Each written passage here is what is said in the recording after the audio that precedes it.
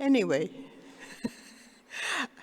so he suggested what I've seen over the last century. And the first thing that came to mind was that my mother was so pleased, or she was pleased, but she told me that she was pleased when I was born on a Sunday morning, to about the time people were going to church.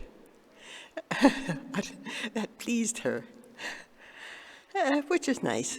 And here it is, another Sunday morning. And 100 years ago, good gracious. Anyway, yes, I've seen a great deal of change, a great deal. And some of it is good and some of it is not good. I remember very much in the Depression, or before the Depression, I was in just 4 or 5, 6, and people were coming to the door, people who had served in the First World War, and there was very little help for them. Some of them had one arm or one leg, and there were no jobs for them, really. And so they would come with their canes, whatever, selling tea towels. There was one man, particularly, with one leg, who sold tea towels. And believe me, we had more tea towels than I think a small-sized hospital would use. His mother could never turn anyone away like that. And during the Depression, we had a chalk mark on our front porch. And the neighbors all said to Mother, take it down.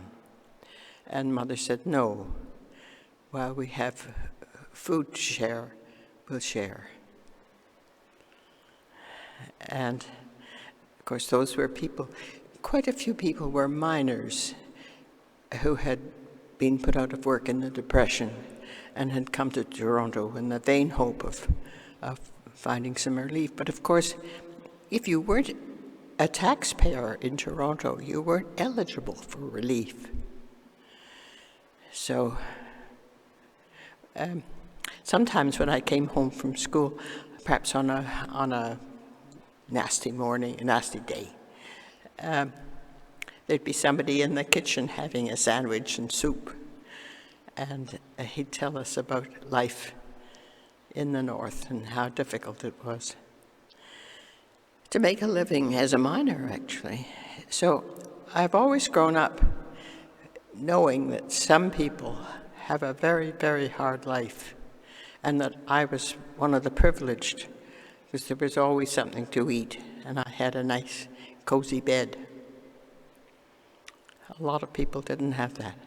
I came home from school one day for lunch, and Dad was home, and I just started to talk about one of the girls at school who had no gloves. It was a very, very cold day, and my father said, do you mean to say you didn't give her your gloves?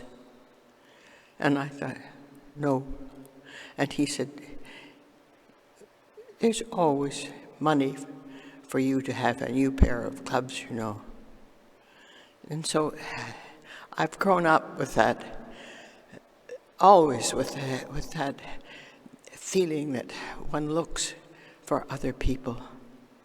And it's been a great help to me as a writer to look into people and what has made them become what they are, to understand people.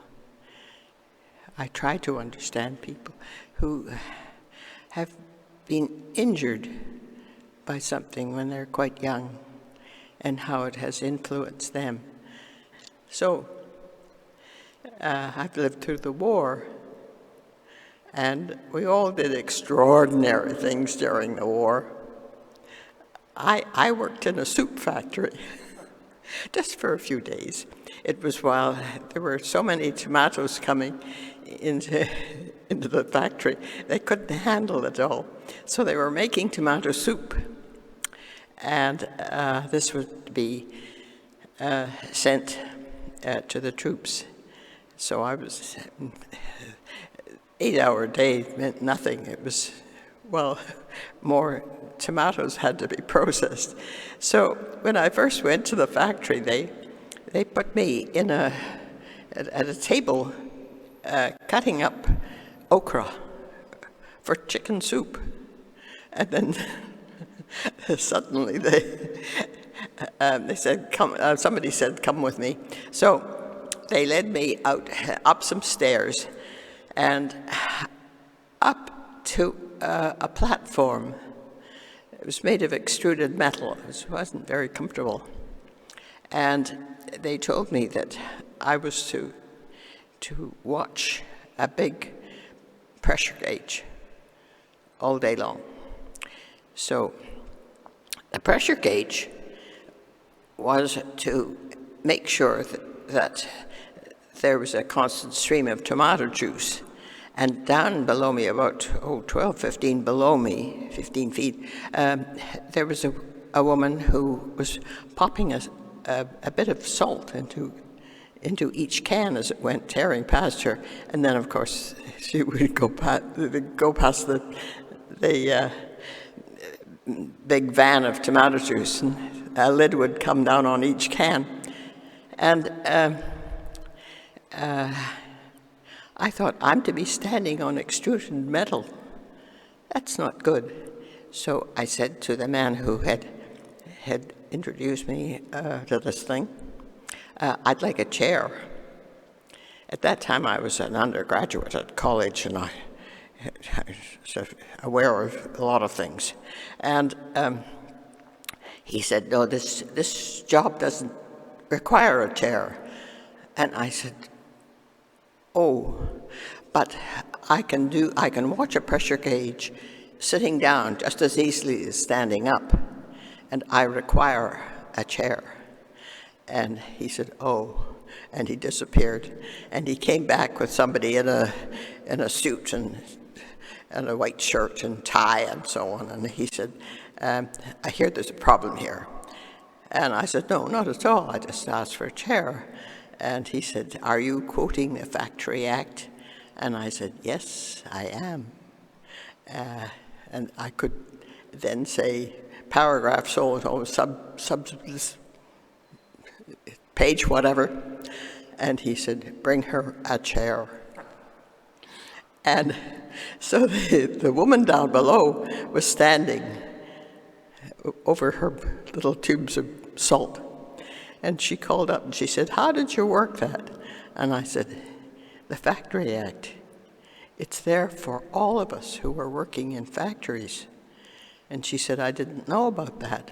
And I said, "Well, your union may be of great help to you, but I suggest you just call up the legislature, or if you don't want to do that, send them a request. Tell them that you want a chair for the job you're doing. You don't even have to put a stamp on the envelope. Just send it to them." She said, "I'll do that."